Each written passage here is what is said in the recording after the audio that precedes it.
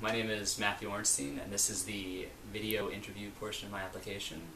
I come from a background in philosophy, so I thought I'd begin by talking about my philosophy in regards to language learning. Particularly with young learners, I think the best way to go about teaching language is through a naturalistic method. If you think about how infants and really young children learn their first language in the home, it's not through memorization of rules and grammar, but rather through constant exposure to the language itself through different senses. They're listening to their parents talk, they're watching language on TV, they're listening to songs on the radio, and et cetera, et cetera. And I think by stimulating all those senses, they're able to pick up the language on a much more fundamental level than if they try to learn it through memorization of rules and practices. So I guess the question becomes then, how do we imitate that experience in the classroom? And I think the best way to do that is to incorporate as many different types of activities and games and sensory experiences as possible.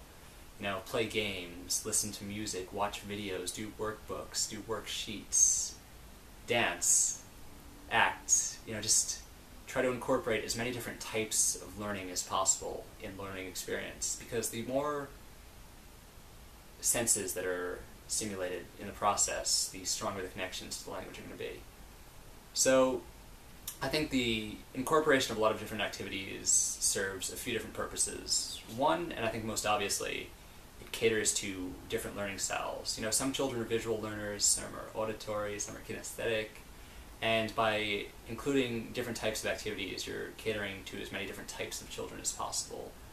Secondly, it keeps it interesting.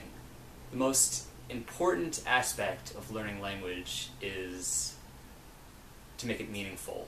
By keeping the children engaged and active and constantly participating, you're making the connection that much stronger because they have a certain emotional attachment to the language. Yeah, so making the lessons interesting and entertaining is extremely important. Another way to engage the students is to make the material feel like it's about themselves. I feel like young children in particular are extremely egocentric. So if they feel like they're the center of the activities or the games, or if the material they're learning speaks to them on a personal level, it's going to connect with them on a much more fundamental level and make the process of learning language much more substantial. My philosophy with adults is similar, but a little bit different. I do think the natural method works, but to a lesser degree.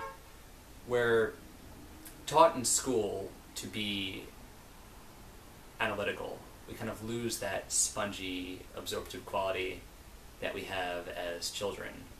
So, when teaching preteens or teenagers or young adults or adults, I do like to incorporate more of the analytical aspect, the rules of grammar, the rules of vocabulary, word order, things like that, because it makes sense to them in a way that doesn't make sense to children. So, I do, when teaching older age groups, I do still like to vary the activities and make the lessons fun and interesting, but in that type of classroom setting, I'll be more inclined to have paired activities and call on individuals to participate and make the lesson more of a formal experience. My teaching style. I like to think that I have an air of authority, but at the same time, I'm also a friend. I like to create an environment where the student knows that I'm in charge, but at the same time feels comfortable with making mistakes, knows that he or she is not going to be judged.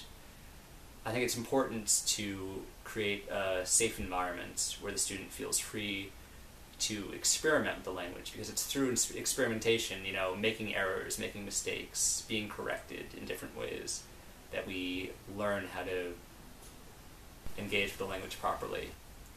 I think one of my greatest strengths as an educator is to discover different students' needs and adjust the way I teach, the way I conduct my lessons to accommodate them. For 2.5 out of the 4 years that I was in college, I worked with an organization called TLC, and it was basically an on-campus help group to handle different student crises. You know, we taught students how to cope with the stress of having a heavy workload, or to adopt better study practices to decrease the strain of the material they were trying to learn. And while I dealt with primarily college students, I think it's really applicable to any age group to be able to understand what trouble the student is having and then work to rectify it. So I think I'm approaching close to the 5-minute mark at this point, so I'll wrap it up. Thank you very much again for your time. I think I'd be a really good fit for your school, and yeah, I hope to hear back from you soon. Thanks again.